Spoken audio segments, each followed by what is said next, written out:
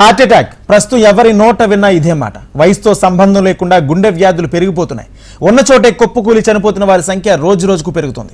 ఎలాంటి హార్ట్ పేషెంట్ల కోసం దేశంలోని మొదటిసారి ఒక కొత్త టెక్నాలజీని ఇంట్రడ్యూస్ చేశారు వైద్యులు. ఎందుకు ఏంటా టెక్నాలజీ, ఎలా పనిచేస్తుంది? Watch the story.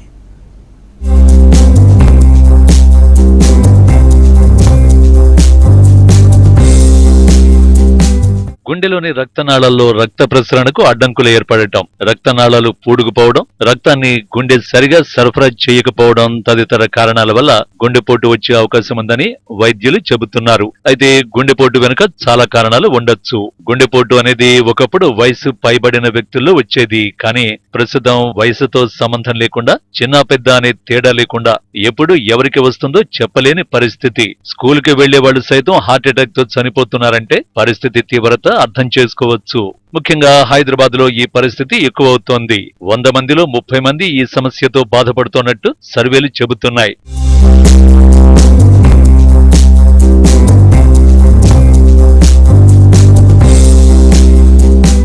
మానసిక ఒత్తిడి, మారుతున్న ఆహార శైలి తదితర కారణాలతో ఈ కేసుల సంఖ్య ఎక్కువవుతున్నట్టు వైద్యులు చెబుతున్నారు. అయితే హార్ట్ అటాక్ తో బాధపడే వారికి ప్రస్తుతం ఉన్న టెక్నాలజీతో ఇమేజ్ క్లారిటీ ఉండటం లేదు. దీనివల్ల వైద్యులు కొంత ఇబ్బంది పడుతున్నారు. అయితే తాజాగా అడ్వాన్స్డ్ టెక్నాలజీ పేషెంట్లకు అందుబాటులోకి వచ్చింది. అదే ఇమేజింగ్ ఆర్టిఫిషియల్ ఇంటెలిజెన్స్.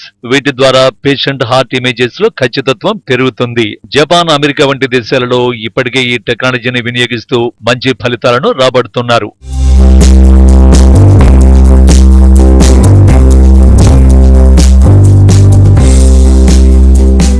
మన దేశంలో మొదటిసారి భాగ్యనగరంలో ఇమేజింగ్ ఆర్టిఫిషియల్ టెక్నాలజీ రోగులకు అందుబాటులోకి రానుంది. ఓనస్ ఆసుపత్రి ఈ టెక్నాలజీని అందుబాటులోకి తీసుకొచ్చింది. ఈ టెక్నాలజీ వల్ల రెగ్యులర్ చికిత్సతో పోలిస్తే ఖర్చు కూడా తక్కువ కానుంది. చికిత్సలో ఖచ్చితత్వం పెరగడంతో పాటు సర్జరీ సమయం కూడా తగ్గుతుందంటున్నారు వైద్యులు.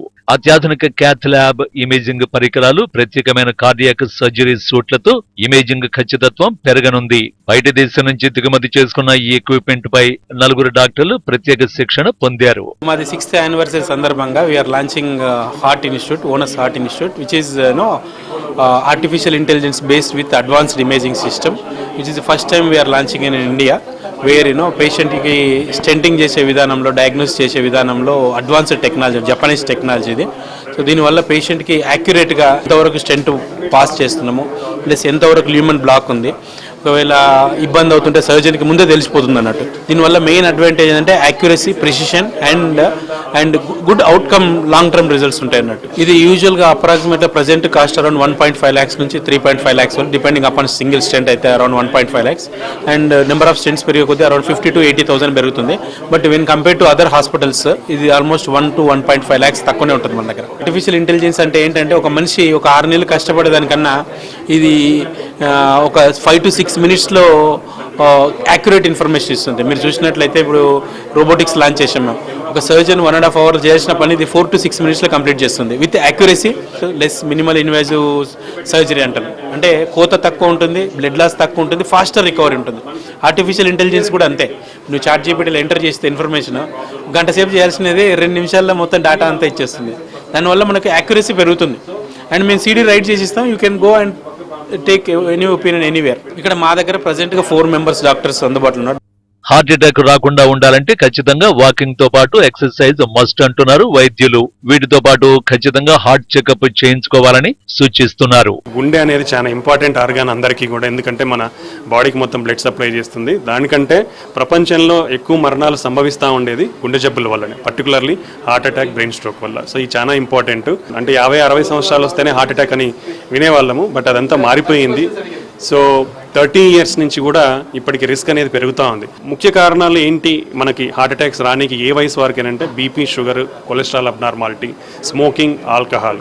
దీని తర్వాత నెక్స్ట్ ఈ మధ్య కాలంలో హార్ట్ అటాక్స్ కానీ ఈ మరణాలు దేనివల్ల అంటే ఒబిసిటీ అంటాం. ఒబిసిటీ అండ్ మెటబాలిక్ సిండ్రోమ్ అంటాం. అంటే ఊబకాయం, పొట్ట చుట్టూ కొవ్వు పేరుకోవడం అనేది చాలా రిస్క్ ఫ్యాక్టర్. సో దీనివల్ల ఏంటంటే మనకి బార్డర్ లైన్ డయాబెటీస్ కానీ, బీపీ పెరగడం, కొలెస్ట్రాల్ అబ్నార్మాలిటీస్ అన్నీ వస్తాయి. సో పొట్ట ఊబకాయం ఉన్న వాళ్ళు చాలా జాగ్రత్తగా ఉండాలి. ఫిజికల్ ఇన్యాక్టివిటీ అంటే ఈ సొసైటీలో ఎవరి జాబ్స్ చూసుకున్నా సిట్టింగ్ జాబ్స్ అయిపోయి.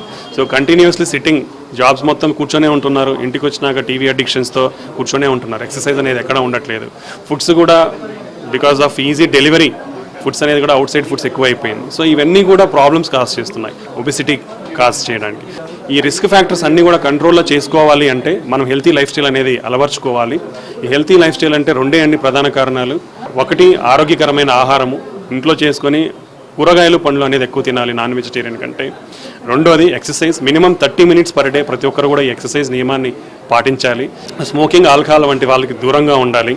రిస్క్ ఫ్యాక్టర్స్ అంటాం, బీపీ, షుగర్ ఇలాంటి ఉన్న వాళ్ళు స్ట్రిక్ట్ కంట్రోల్లో పెట్టుకోవాలి.